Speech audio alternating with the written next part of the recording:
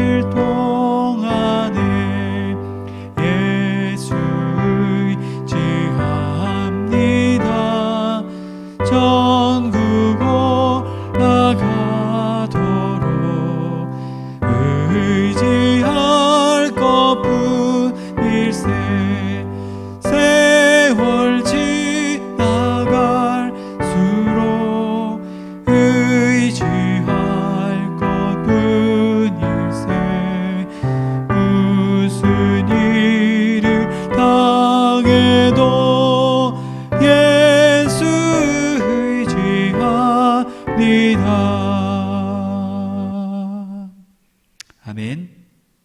오늘 우리에게 주신 하나님의 말씀은 사무엘상 19장 18절에서 24절까지의 말씀입니다. 사무엘상 19장 18절에서 24절까지의 말씀입니다. 다 찾으신 줄 알고 함께 합독하여 읽겠습니다.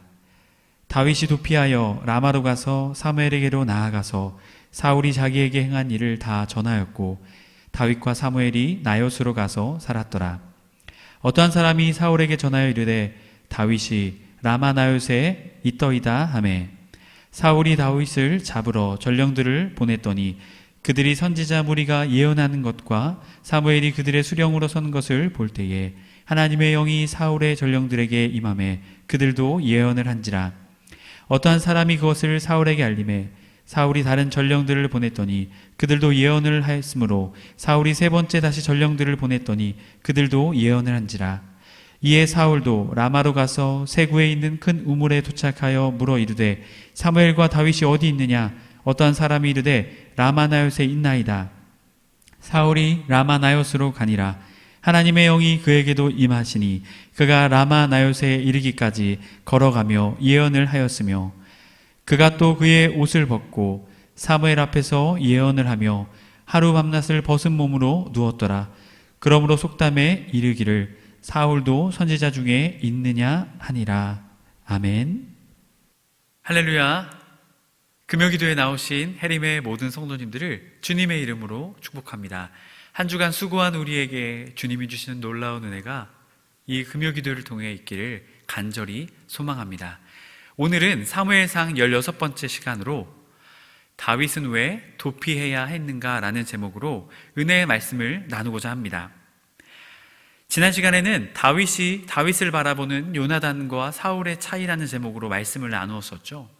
골리앗과의 싸움 승리 이후에 다윗을 바라보는 두 가지의 시선이 존재했습니다. 하나는 요나단, 하나는 사울이었습니다. 요나단은 자신이 사울 왕의 후계자인 왕자였지만 이 다윗을 사랑하고 존귀하게 여겼습니다. 영혼과 영혼이 연결된 만큼 언약을 맺으며 다윗과 소중한 관계를 맺었죠. 사울은 어떻습니까? 다윗을 바라보며 좋은 마음을 품었습니다. 하지만 여인들의 말 때문에, 승전하여 돌아오는 여인들의 노랫소리 때문에 다윗을 향한 그의 마음이 화로 가득 차게 됩니다. 결국 요나단과 사울의 차이점은 무엇이었습니까? 그들 마음 가운데 있었던 하나님을 향한 믿음의 차이였죠. 요나단은 하나님의 그 사실, 하나님의 믿음의 사실을 인정했습니다. 하지만 사울은 인정하지 않았죠. 그래서 결국 사울은 다윗을 죽이고자 하는 그 단계까지 나아가게 됩니다. 바로 결국 사울은 다윗을 죽이고자 했습니다. 그러했기 때문에 다윗은 도망해야만 했습니다. 오늘 본문은 다윗의 도피가 시작되는 말씀입니다. 오늘 말씀을 통해 왜 다윗이 도피해야만 했는가, 그것에 대해서 말씀을 통해 알고자 합니다. 여러분, 왜 다윗이 도피해야만 했습니까? 그 이유가 무엇이었죠? 사울 때문이었습니다. 사울 왕 때문이었습니다. 다윗과 골리앗과의 싸움 이후 사울을 가까이에서 다윗은 섬겼습니다. 다윗은 또한 참전하는 전쟁마다 승리를 거두게 되죠. 사울 왕 요나단, 그리고 사울 왕의 신하들, 그리고 이스라엘 온 백성이 다윗을 아끼고 사랑했습니다. 그런데 특별히 한 가지의 사건이 터지고 말게 되죠. 18장 6절에서 7절 말씀을 보게 되면 무리가 돌아올 때에 곧 다윗이 블레셋 사람을 죽이고 돌아올 때에 여인들이 이스라엘 모든 성읍에서 나와서 노래하며 춤추며 소고와 경세를 가지고 왕 사울을 환영하는데 여인들이 뛰놀며 노래하여 이르되 사울이 죽인 자는 천천히요 다윗이 죽인 자는 만만이라 한지라. 블레셋과의 전투 이후 돌아오는 사울 왕의 무리를 향해 여인들의 이 노랫소리가 사울 왕의 심기를 불편하게 했습니다. 사울은 천천히요 다윗은 만만이다. 여러분, 이 마음이 왜 이 사울 왕 가운데 분노와 화를 치밀어 오르게 했을까요? 그것은 이유가 있었습니다. 바로 사무엘의 말 때문이었죠. 15장 28절 말씀을 보면 사무엘이 그에게 이르되 여호와께서 오늘 이스라엘 나라를 왕에게 썼대요 왕보다 나은 왕의 이웃에게 주셨나이다. 결국 사울의 불순종으로 인해서 하나님께서는 사울 왕을 버리십니다. 그리고 그 왕위를 다른 사람에게 줄 것이다 라고 말하죠. 그런데 지금 이 다윗의 모습을 보면서 사울 왕의 마음속에, 생각 속에 어떠한 말씀이 떠올랐을까요? 바로 이 15장의 말씀이 떠올랐을 것입니다. 내 왕위를 하나님께서 나를 버리실 것이라고 말했는데, 그리고 나에게는 사무엘이 떠나갔다라는 그 사실이 이 사울 왕의 생각 속에 불현듯 스치고 지나갔을 것입니다. 여러분, 심지어 이 사울 왕의 마음속에 이 마음이 딱 드니까요, 어떻게 마음속에 어떠한 생각이 들었을까요? 여러분, 그런데 그 상황 속에서도 사울 왕은요, 하나님 나를 버리지 마옵소서, 여러분 회개했어야 했음에도 불구하고 사울 왕은 다른 곳에 그의 마음이 빼앗겼습니다. 15장 30절의 말씀을 보게 되면 사울이 이르되 내가 범죄였을지라도 이제 청하옵나니 내 백성의 장로들 앞과 이스라엘 앞에서 나를 높이사 나와 함께 돌아가소서. 내가 당신의 하나님 여호와께 경배하게 하소서 하더라. 여러분, 지금 사울왕은 어떻게 말하고 있습니까? 하나님이 사울왕 당신을 버리실 것입니다. 당신의 왕위를 이웃에게 줄 것입니다 라고 말했을 때 사울왕은 무엇이라고 말합니까? 지금 아멜렉과의 전투에서 승리하였으니 가서 나와 함께 같이 가서 백성들 앞에서 나를 높여달라고 청하고 있는 것이죠. 여러분, 사울왕의 마음 가운데 온전히 있는 것이 무엇일까요? 나 중심. 하나님도 없고 다른 것도 전혀 없었습니다. 오직 나를 높여주십시오 라는 사울왕의 마음이 그곳에도 여지없이 드러나게 됩니다. 이제 사울왕은 어떻습니까? 이 천천히요 만만이라는 소식을 듣게 되었을 때 사울왕은 다윗을 없애야겠다라는 생각을 그는 하게 됩니다.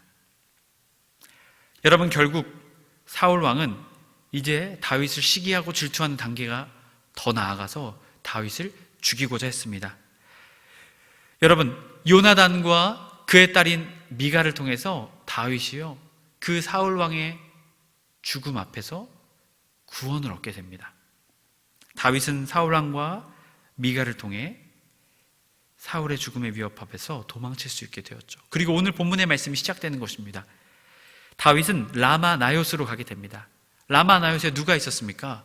사무엘이 있었습니다. 사무엘이 가서 그간의 모든 소식들을 다윗은 전하게 되죠.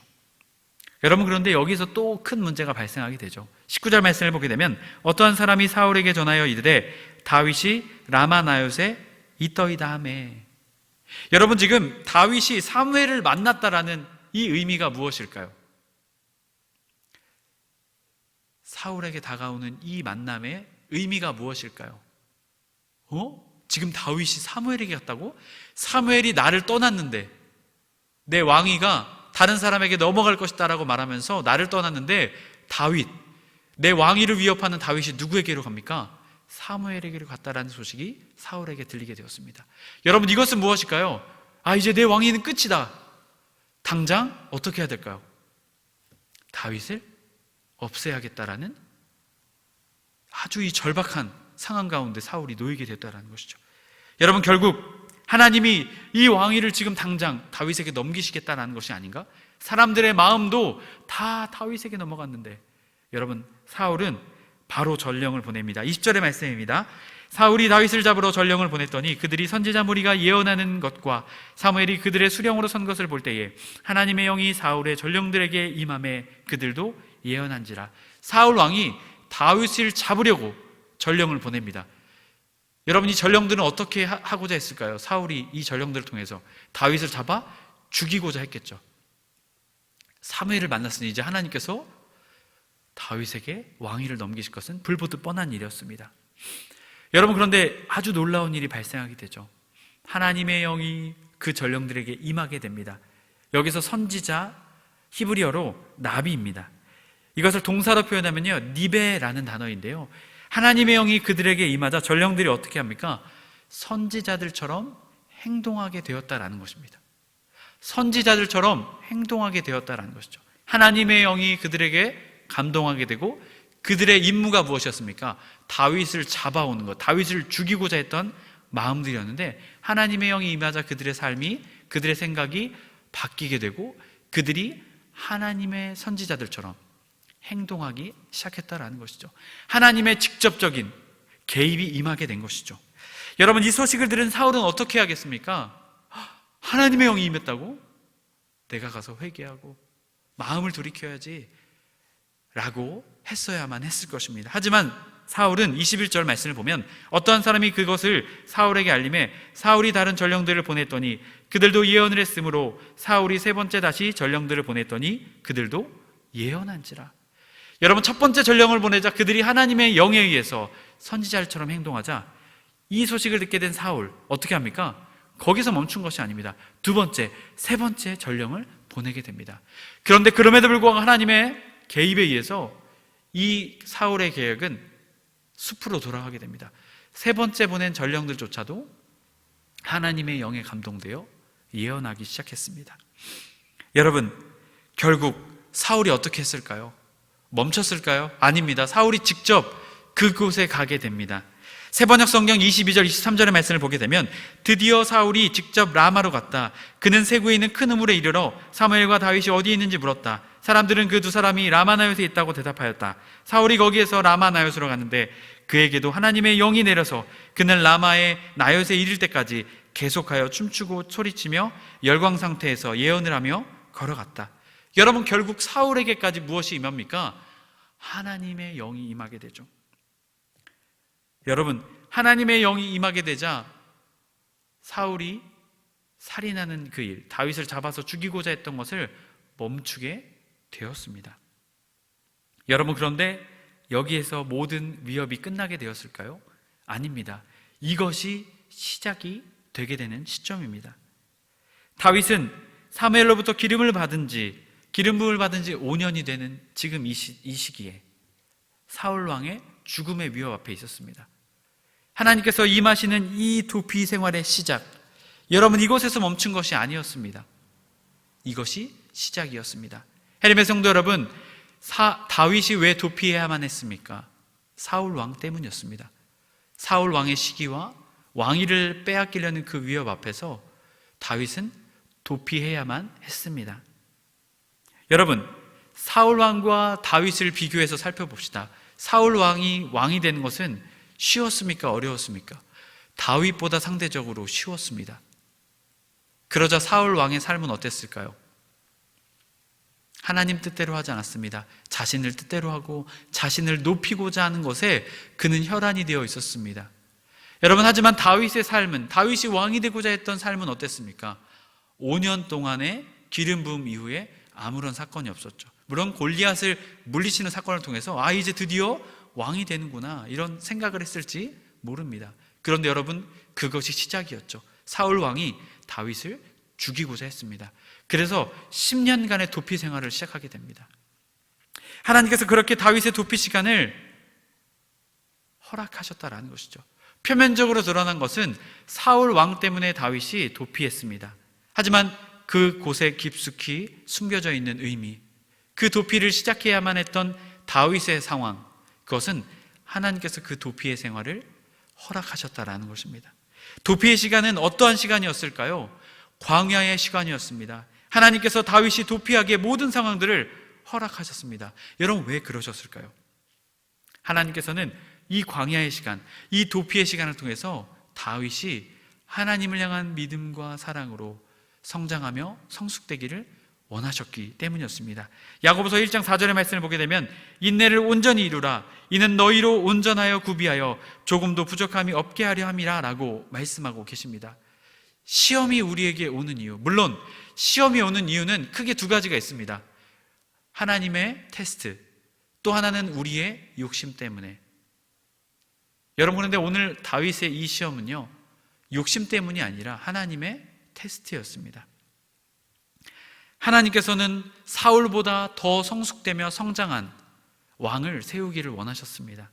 그래서 다윗에게 도피의 생활, 광야의 시간을 허락하셨던 것이죠. 여러분, 하나님께서는 이 시간을 통해서 다윗이 어떻게 되기를 원하셨을까요? 성장하며 성숙되기를 원하셨을 것입니다. 그래서 이 시험을 허락하셨던 것입니다. 해림의 성도 여러분, 우리의 삶에 고난과 역경이 왜 있습니까? 물론 우리의 욕심 때문에 고난과 역경이 다가오기도 합니다. 하지만 고난과 역경 속에서 하나님의 뜻이 있습니다. 그것은 그 뜻을 통해서 인내하여 온전히 우리가 성장하며 성숙되기를 원하시는 주님의 뜻이 그곳에 있기 때문입니다. 여러분, 고난과 역경 속에 계시는 성도님들 계십니까? 혹시 좌절하고 낭망하고 낙심하여서 불평불만하며 원망하며 여러분 그 자리 가운데 쓰러져 계시지 않습니까? 여러분, 우리는 오늘 말씀을 통해, 다윗의 도피를 통해 오늘 말씀을 기억해야 할 것입니다. 하나님께서는 그 고난과 역경을 통해 우리가 믿음으로 성장하며 성숙되기를 오늘도 원하고 계신다라는 것입니다. 해림의 성도 여러분, 고난과 시험 앞에서 낭망하며 좌절할 것이 아니라 하나님을 바라보며 우리를 성장시키시며 성숙시키실 그 주님을 신뢰하며 고난과 역경을 믿음으로 뚫고 나아가는 저와 여러분의 삶이 되어야 할 것입니다. 해림의 모든 성도님들이 그 믿음의 삶을 살아내시길 주님의 이름으로 간절히 축복합니다. 아멘. 우리 함께 이 시간 말씀을 붙잡고 기도하기 원합니다. 주님, 고난과 역경 앞에서 좌절하며 낭망할 것이 아니라, 우리의 욕심을 붙잡을 것이 아니라 온전히 주님의 뜻을 붙잡게 하여 주옵소서. 우리가 성장하기 원하시며 우리가 성숙되기를 원하시는 그 주님의 뜻을 붙잡는 우리 모두가 되게 하여 주옵소서. 이 시간 다 같이 기도 제목 가지고 우리 주여 한번 외치며 다 같이 합심해서 기도하시겠습니다. 주여! 하나님 아버지, 우리의 삶이 주님의 뜻을 따르기 원합니다. 주님, 우리의 삶의 고난과 시험 앞에서 좌절하며 낭망할 것이 아니라 주님을 바라보며 주님의 뜻을 구하며 나가게 하여 주옵소서. 주님, 우리를 성장시키시며 성숙시키기를 원하시는 주님, 아버지, 우리의 삶을 인도하여 주옵소서. 낭망하며 좌절하지 않게 하시고 온전히 주님만을 바라보며 나아갈 수 있도록 주님, 우리의 삶을 붙잡아 주시옵소서. 오직 주님만을 신뢰합니다. 오직 주님만을 찬양하기 원합니다. 오직 주님만을 더욱더 바라보기 원합니다.